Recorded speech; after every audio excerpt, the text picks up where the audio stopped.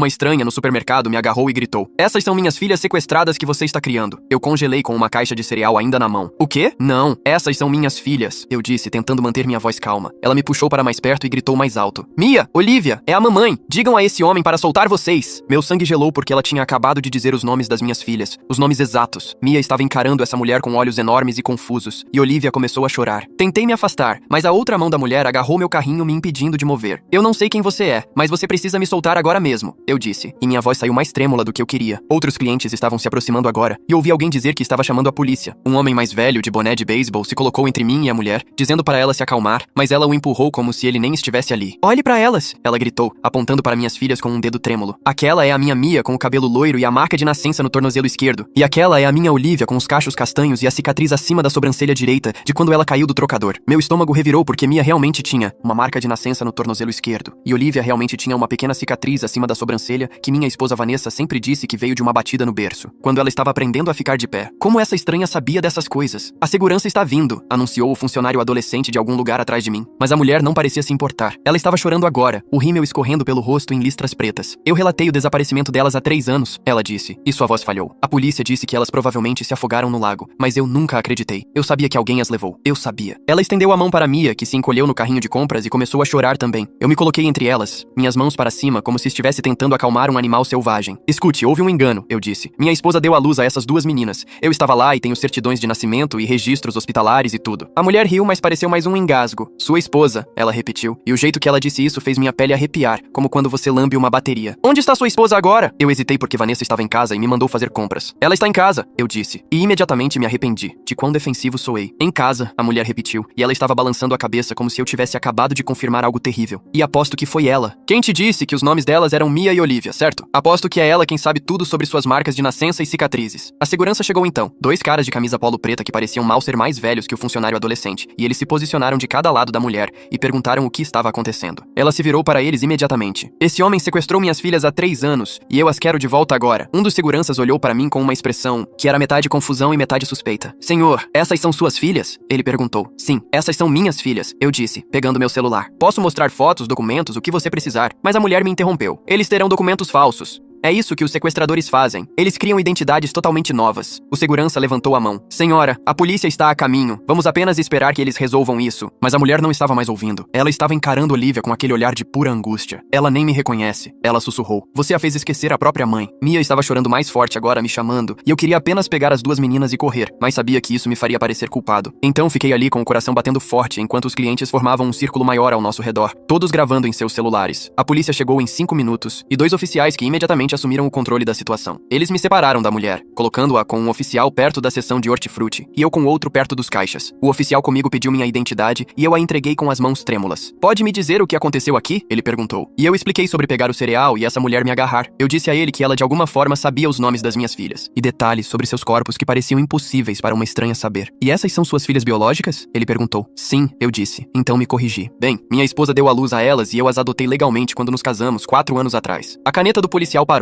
"Então elas não são biologicamente suas?" O jeito que ele perguntou fez soar como uma acusação. "Não, mas sou o pai legal dela. Tenho toda a papelada em casa." O policial assentiu lentamente e foi conversar com seu parceiro. Eu os observei falar com a mulher, que gesticulava descontroladamente e chorava. Depois de alguns minutos, eles voltaram juntos. "Senhor, esta mulher alega que essas crianças correspondem à descrição de suas filhas, que desapareceram há 3 anos de uma casa no lago no norte de Michigan", disse o primeiro oficial. "Ela diz que elas desapareceram durante férias em família e nunca foram encontradas." Minha boca secou. "Isso é impossível. Minha esposa teve Olivia há 4 anos e Mia há 6 anos. Eu estava lá nos 2 partos." Mas mesmo enquanto eu dizia isso, a dúvida surgiu porque eu, na verdade, não estava lá no parto. Vanessa teve as 2 meninas. Antes de nos conhecermos, ela era mãe solteira quando começamos a namorar 5 anos atrás, e eu me apaixonei por ela e pelas meninas como um pacote. Eu nunca havia questionado a origem delas porque... Por que eu questionaria? "Você pode provar que estava lá no parto?" o segundo oficial perguntou. E senti como se o chão estivesse inclinando sob meus pés. "Tenho certidões de nascimento em casa", eu disse, mas minha voz soou fraca. O primeiro oficial trocou um olhar com seu parceiro. "Senhor, vamos precisar que você venha até a delegacia para que possamos resolver isso adequadamente. Também precisaremos contatar sua esposa e verificar a documentação. Eles não estavam me prendendo, mas parecia que estavam. Um oficial pegou as chaves do meu carro e disse que alguém levaria meu veículo para a delegacia. O outro oficial pegou cuidadosamente Mia e Olivia do carrinho de compras, e ambas as meninas gritaram por mim. Está tudo bem, queridas, eu disse, tentando manter minha voz firme, embora eu estivesse desmoronando por dentro. Nós só vamos conversar com alguns policiais e esclarecer isso. Mas Mia estava soluçando e estendendo os braços para mim, e o rosto de Olivia estava ficando vermelho de tanto chorar. A mulher estava assistindo a tudo isso com lágrimas escorrendo pelo rosto, e eu vi algo em sua expressão que me apavorou. Ela acreditava no que estava dizendo. Não era uma louca qualquer. Ela genuinamente achava que aquelas eram suas filhas. Na delegacia, eles me colocaram em uma sala de interrogatório que cheirava a café velho e produto de limpeza industrial. As paredes eram bege e havia um espelho que eu sabia ser um vidro unidirecional. Um dos policiais me trouxe água em um copo de papel, enquanto o outro fazia ligações. Tentei ligar para Vanessa, mas caiu direto na caixa postal. Deixei uma mensagem tentando explicar o que estava acontecendo, mas minhas words saíram confusas e em pânico. 20 minutos depois, uma detetive entrou. Ela era mais velha, talvez 50 anos, com cabelo grisalho preso em um coque apertado. Ela se apresentou como detetive Patrícia Nuan e sentou-se à minha frente com uma pasta grossa. Sr. Caldwell, ela começou, e eu quase a corrigi, mas então lembrei que esse era realmente meu sobrenome agora, após a adoção. Preciso que você me explique seu relacionamento com Vanessa e como você se tornou o pai dessas crianças. Expliquei que conheci Vanessa em uma cafeteria há 5 anos. Ela estava lá com as duas meninas, e Mia tinha derramado suco em todo o meu laptop. Vanessa se desculpou muito, oferecendo-se para pagar pelo concerto, e acabamos conversando por 2 horas, enquanto as meninas coloriam. Começamos a namorar uma semana depois, e me mudei para a casa delas após 6 meses. Nos casamos quando Olivia tinha 1 ano, e Mia 3, e eu adotei legalmente as duas meninas imediatamente depois. A detetive Ningguan anotou tudo isso. E Vanessa lhe disse que deu à luz a ambas as crianças? Ela perguntou. Sim, eu disse. Ela me mostrou as certidões de nascimento e tudo. A detetive pegou um pedaço de papel de sua pasta e o deslizou pela mesa. Era um boletim de pessoa desaparecida de 3 anos atrás. 2 irmãs de 2 e 4 anos na época desapareceram de uma casa no lago em Michigan. A mãe, Elizabeth Carver, relatou o desaparecimento delas depois que sumiram da praia. Buscas extensas não encontraram nada. As meninas foram presumidas como afogadas. As fotos anexadas ao relatório fizeram minhas hands começarem a tremer. A menina mais velha tinha cabelo loiro em Maria Chiquinhas. A menina mais nova tinha cachos castanhos. Elas eram exatamente como Mia e Olivia. Isso pode ser uma coincidência, eu disse, mas minha voz soou vazia. Muitas crianças têm cabelo loiro e cachos castanhos. A detetive Nuan pegou outra foto. Esta é uma marca de nascença no tornozelo esquerdo da menina mais velha, disse ela. E aqui está um relatório médico sobre a cicatriz da menina mais nova acima da sobrancelha, de uma queda. A sala começou a girar. Eu nunca tinha questionado de onde vinham aquelas marcas porque Vanessa sempre teve explicações. A marca de nascença era genética. A cicatriz era de bater nos móveis, coisas normais da infância. Precisamos contatar sua esposa, disse a detetive Nuan. Pode nos dar o número do trabalho dela? Eu dei a eles o celular de Vanessa e o número do trabalho dela no consultório odontológico onde ela era higienista. Eles tentaram os 2 números e caiu na caixa postal em ambos. A detetive Nuan pediu nosso endereço residencial e eu a observei anotar com um pavor crescente. Estamos enviando policiais para sua casa agora mesmo, disse ela. Se Vanessa estiver lá, eles pedirão que ela venha para ser interrogada. As 3 horas seguintes foram as mais longas da minha vida. Fiquei sentado naquela sala de interrogatório bebendo café ruim e repassando todas as conversas que já tive com Vanessa sobre as meninas. E nunca a pressionei. Agora eu me perguntava o que eu tinha deixado passar. A detetive Ningguan voltou eventualmente com uma expressão sombria. Sua esposa não estava em casa, disse ela. A casa estava vazia. Encontramos alguns itens preocupantes, no entanto. Ela pegou o celular e me mostrou fotos. Nosso quarto parecia normal, exceto que o armário estava meio vazio. O lado de Vanessa na bancada do banheiro estava limpo. O laptop dela havia sumido da escrivaninha em nosso escritório. Parece que ela saiu com pressa, disse a detetive Enuan, observando minha reação. Provavelmente logo depois que você saiu para o supermercado esta manhã. Ela parecia estranha ultimamente, nervosa ou distraída? Pensei nas últimas semanas. Vanessa estivera mais quieta do que o normal, passando mais tempo no celular. Ela havia mencionado que queria levar as meninas para uma viagem em breve, apenas as 3. Pensei que ela estava estressada com o trabalho. Agora eu estava percebendo que ela poderia estar planejando fugir. Encontramos algo mais, disse a detetive Nagwan, pegando um saco de evidências. Dentro havia um recorte de jornal de 3 anos atrás. A manchete dizia: 2 irmãs desaparecidas de casa no lago, presumivelmente afogadas. O artigo estava amarelo com o tempo e havia sido dobrado e desdobrado muitas vezes. Isso estava escondido em uma caixa na sua garagem, explicou a detetive Ningguan. Debaixo de alguns documentos de impostos antigos. Minha garganta se fechou. Vanessa havia guardado um artigo de jornal sobre crianças desaparecidas escondido em nossa casa. Crianças que eram exatamente como nossas filhas. Crianças que desapareceram bem na época em que Vanessa supostamente deu à luz Olivia. Eu preciso ver minhas filhas, eu disse, minha voz saindo áspera. Onde elas estão agora? A expressão da detetive Nuyan suavizou ligeiramente. Elas estão com uma especialista do bem-estar infantil em uma sala de família. Elas estão seguras e sendo cuidadas. Mas elas não estavam mais perguntando por mim, pensei. Elas provavelmente estavam apavoradas e confusas, imaginando por que estranhos as haviam levado para longe do pai. Elizabeth Carver está aqui também, continuou a detetive Nuan. Ela está em outra sala com uma assistente social. Ela tem sido muito cooperativa e disposta a fazer o teste de DNA imediatamente. O teste de DNA provaria tudo de um jeito ou de outro. Se essas meninas fossem realmente as filhas desaparecidas de Elizabeth,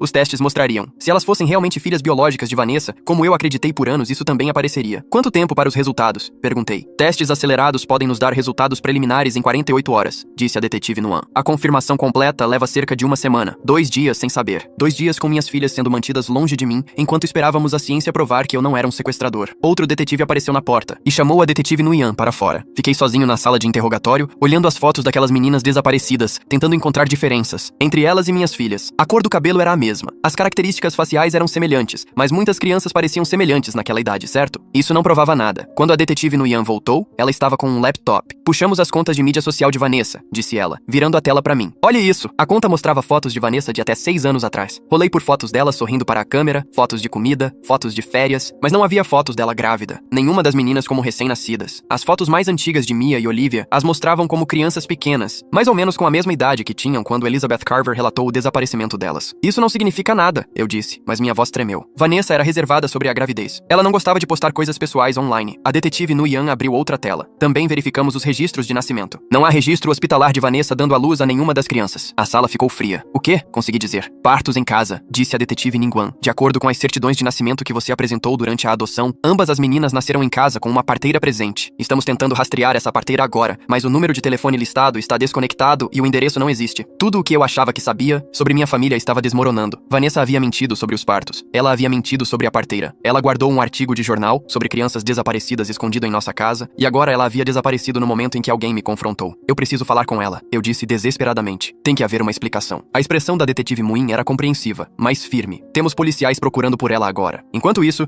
precisamos da sua total cooperação com a investigação. Eles coletaram minha amostra de DNA ali mesmo, esfregando o interior da minha bochecha com um longo cotonete. Então eles me levaram para uma sala diferente, onde eu podia ver Mia e Olivia através de uma janela. As duas meninas estavam sentadas em uma pequena mesa com livros de colorir. Uma mulher com roupas casuais sentou-se com elas, falando baixinho. Olivia ainda estava chorando, o rosto manchado e vermelho. Mia agarrava sua jaqueta roxa e olhava para a porta, como se estivesse esperando eu ir buscá-la. Posso entrar? Perguntei. A detetive Nuyan balançou a cabeça. Não até termos mais clareza sobre a situação. Se essas crianças forem vítimas de sequestro, precisamos ser muito cuidadosos com seu estado emocional e memórias. Aquele si pairava no ar como veneno. Minhas filhas estavam sendo tratadas como evidência em um crime. Crianças que eu criei, amei e coloquei na cama todas as noites durante anos, de repente não eram minhas para confortar. Em outra sala, no final do corredor, pude ver Elizabeth Carver através de outra janela. Ela estava sentada com uma caixa de lenços, conversando com alguém que eu não conseguia ver. Suas mãos se moviam freneticamente enquanto ela falava. E mesmo à distância, eu podia ver seu desespero. O que acontece se o DNA bater? Perguntei à detetive Eno. Se essas meninas forem filhas biológicas de Elizabeth Carver, elas serão devolvidas à custódia dela, disse ela cuidadosamente. E emitiremos um mandado de prisão para Vanessa por acusações de sequestro. O chão parecia estar sumindo debaixo de mim. Minha esposa era uma sequestradora. A mulher com quem me casei, a mulher com quem construí uma vida, havia roubado crianças e as criado como se fossem dela. E eu fui cego ou confiante demais para ver. E quanto a mim? Perguntei. Serei acusado de alguma coisa? A detetive Nan ficou em silêncio por um momento. Isso depende do que a investigação revelar. Se determinarmos que você genuinamente não sabia, você provavelmente será inocentado. Mas se encontrarmos evidências de que você estava envolvido ou foi propositalmente ignorante, pode haver acusações. Eu me encostei na parede, minhas pernas mal me sustentando. 48 horas atrás, eu era um pai normal planejando uma ida normal ao supermercado. Agora eu era potencialmente cúmplice de um sequestro. Agora as crianças que eu criei poderiam ser devolvidas a uma estranha. Agora minha esposa era uma fugitiva. Eles me deixaram ir para casa naquela noite, mas com instruções estritas para não sair da cidade. Um carro da polícia me seguiu até nossa casa e vi vizinhos espiando pelas cortinas enquanto eu entrava na garagem. A porta da frente ainda estava destrancada, de quando a polícia havia feito a busca mais cedo. Lá dentro, a casa parecia errada. Espaços vazios, onde as coisas de Vanessa costumavam estar. O quarto das meninas com brinquedos espalhados pelo chão de manhã, quando estavam brincando antes de sairmos. O elefante de pelúcia favorito, de Mia sentado em seu travesseiro. Sentei-me no sofá e tentei ligar para Vanessa novamente, direto para a caixa postal. Deixei outra mensagem, minha voz falhando enquanto eu implorava para ela me ligar de volta e explicar o que estava acontecendo. Então comecei a vasculhar a casa sistematicamente, procurando por qualquer outra coisa que ela pudesse ter escondido. No fundo do armário do nosso quarto, atrás de uma pilha de caixas de sapatos velhas, encontrei uma caixa com fechadura que nunca tinha visto antes. Não estava trancada. Dentro havia documentos que eu não reconheci. Uma carteira de motorista, com a foto de Vanessa, mas um nome diferente. Rebecca Sinclair, um cartão da Previdência Social com o mesmo nome e um passaporte, que mostrava que Vanessa havia viajado para Michigan 3 anos atrás, bem na época em que as filhas de Elizabeth Carver desapareceram. Minhas mãos tremiam tanto que deixei o passaporte cair. Vanessa não tinha apenas sequestrado aquelas crianças. Ela havia planejado cuidadosamente, viajado para encontrá-las e criado uma nova identidade para esconder o que havia feito. Havia também um diário na caixa, do tipo barato de espiral que se compra em qualquer farmácia. Abri na primeira página e vi a caligrafia de Vanessa. A entrada era datada de 4 anos atrás. Eu não posso ter filhos. Os médicos confirmaram hoje após o 3º aborto espontâneo. Estou quebrada por dentro, nunca serei mãe. Minha garganta apertou enquanto eu continuava lendo. Página após página de luto e raiva sobre sua infertilidade. Entradas sobre ver outras mulheres com bebês e querer morrer. Entradas sobre o namorado namorado da época tê-la deixado porque ela não podia lhe dar filhos. Então as entradas mudaram. Cerca de 6 meses antes do sequestro, Vanessa havia escrito sobre encontrar outro caminho. Ela começou a pesquisar crianças desaparecidas, procurando casos em que crianças desapareceram sem evidências claras de morte. Ela encontrou o caso de Elizabeth Carver e ficou obcecada. Elas estão lá em algum lugar, ela escreveu. Todos pensam que se afogaram, mas e se não? E se eu pudesse salvá-las? Dar-lhes uma vida melhor? O diário detalhava seu planejamento. Vigiando a casa do lago, aprendendo a rotina de Elizabeth, esperando o momento certo em que as meninas estariam sozinhas na praia. Ela as abordou oferecendo doces, algo que qualquer treinamento sobre perigos com estranhos as teria ensinado a recusar, se elas tinham 2 e 4 anos. Elas não sabiam. Vanessa as levou até o carro dela,